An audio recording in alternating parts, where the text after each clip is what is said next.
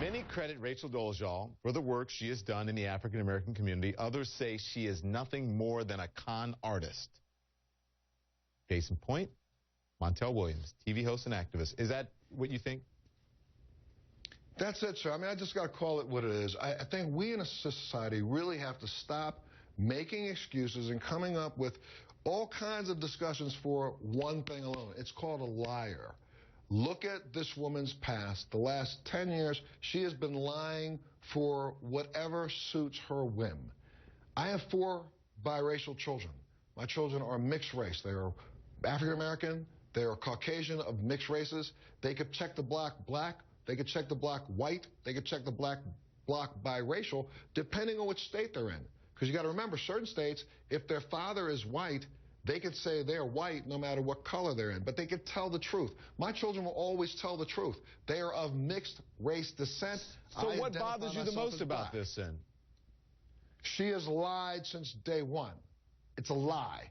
I don't believe this term of transracial, that we can wake up one day and think that there's some genetic code deep within us that makes us feel as if we're really black, person trapped in a white body. I'm not buying that at all. I'm buying a woman who is a con artist, and I'm sorry, we're giving her a lot of time. I'm not, you know, look, it's the job of the media to infotain, you know, so we're giving us some entertainment along with the news that we're giving us. But the truth of the matter is, this isn't even worth most of the discussion. But here's the thing. Having out there. I wrote an op-ed a lot of people are asking about, you know, why so much time, move on. But here's the thing. If this is because there are psychologists, you can believe it or not, you know, whatever you want to, who say that that some people can be transracial. So here's the thing. If that is indeed true, and that race is a social construct, if that is indeed true, that turns this whole idea of race, identity, and all of that, and civil rights, that turns it on its head. Guess what? And it also turns transgender on its head as well. I'll accept that. Go. You know, I will accept that, Don. I'll accept it. Let's say that I buy that. But she may not be the right representative. She may not be the best example. Right. Correct. So let's stop using her to springboard to the bigger conversation of race in America. There's so many people offended by everything that's coming out of her mouth. If I was an African-American woman, my mom, who is a biracial African-American woman, you know, right now would be offended by the things that she has the nerve and the audacity to say. Because anytime she wants to take off that tan and straighten that hair, she can stop identifying, and believe me, the pain of all the years it took to earn the right to wear that hair, she hasn't earned it. And so, truthfully, if she wants to support, she wants to be supportive, she wants to embrace other ethnicities and say that I appreciate them, I applaud them, I even, you know, am enamored by them.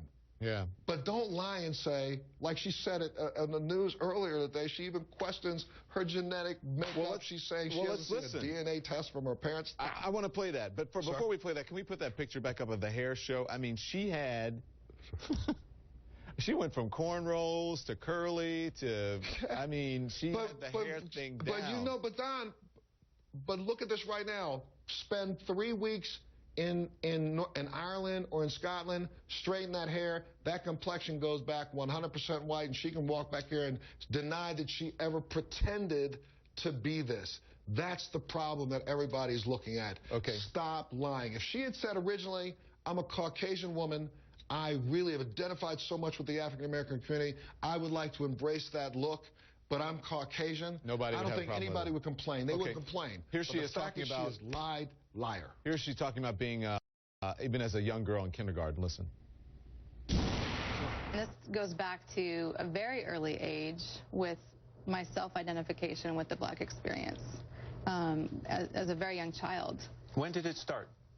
I would say about 5 years old. You began identifying yourself as African American? I was drawing self-portraits with the brown crayon instead of the peach crayon, and the black, black curly hair, and yeah, that was how I was portraying myself.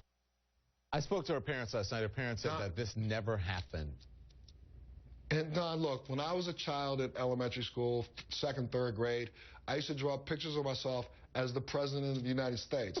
Now at 50, I can't lie and say I was a congressman and a senator. Vote for me. Stop the silly. Sorry, that was good. You know what I mean? Everybody in the studio is laughing. Sorry, I don't mean to laugh, but that was really good. Sorry, but I'm sorry. Last night I spoke to her brother. Her honest... brother compared this to blackface. Listen. I have a huge issue with blackface. This is not some free birth of a nation mockery blackface performance. This is on a very real, connected level. How I've actually had to go there with the experience, not just a visible representation, but with the experience. And the point at which that really solidified was when I got full custody of Isaiah, and he said, "You're my real mom," and he's in high school, and for that to be something that is plausible, I certainly can't be seen as white and be Isaiah's mom. She's got black kids. She has black brothers. She's married a black man. My goodness, Don, please, really. I mean, honestly, it's very clear that there is something here that needs to be diagnosed by professionals far greater than myself, who would understand that she's dealing with some sort of issues, all based on her upbringing and everything. But that does not allow you to lie. I'm so sorry. I dressed up as Dracula on Halloween. I walked around, scared a whole bunch of people, had fangs coming out of my mouth. I'm not going to tell you that I was literally born in a coffin. Stop the silly. Let's stop even discussing it and using that to discuss something bigger. It's a costume. I think she's a con artist, and I think we're adding to her con because, listen, I'm so sorry to say it, and I feel really bad about this. In the next year, a year from now, people are going to pay this woman $10,000 and $20,000 to come and speak and talk about how I got over. Sorry. They can't put us together, Don. I'm sorry. I'm sorry. So you like Dracula, right? But you weren't born in a coffin. That's cold. That is cold-blooded right there. So, do you think?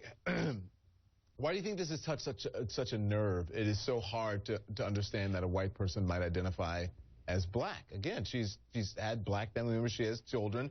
She said that she has gone through the struggle as much as any white woman can, and maybe as much as any black woman has.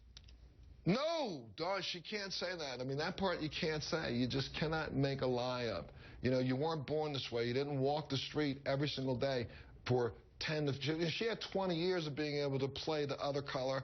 If she's saying that now she's truly this color. When she was even acting like she was this color, she even tried to sue saying she was the other color.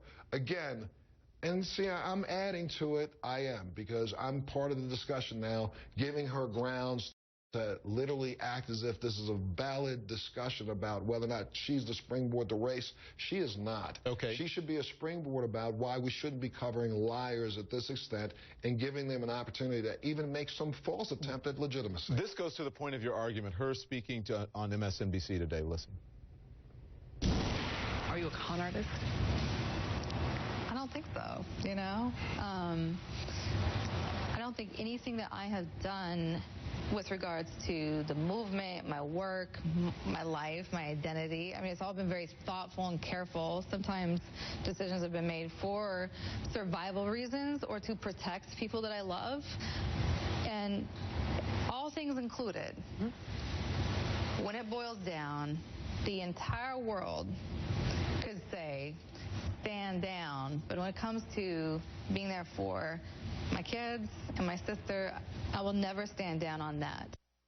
Can you at least give her some sort of credit for the work she's done with the NAACP? No, I'm not. Again, I started this conversation by saying, look, I applaud anybody who's willing to work on behalf of anybody else. Don, you know it. I'm working on behalf of Iranian American Marines stuck in prison in Iran. I'm not walking around telling people that I have Iranian ethnicity somewhere buried in my blood. I'm being honest and saying, as a fellow Marine, I support him. She can be honest to us and say, as a Caucasian who's had relationships with African Americans and been ostracized for that, I understand a certain level of how people can feel for being discriminated against.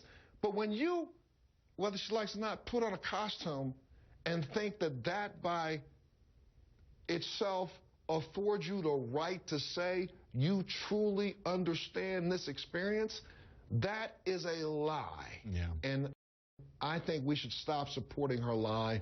She's had yes. about her Because, you know what I mean? Thank you. That's it. Yes, sir. And you made me laugh. I didn't mean to laugh at the woman or at the situation, but you should be a comedian, Montel. Thank you, sir. Always a pleasure. Thank you so much. Always a pleasure talking to you.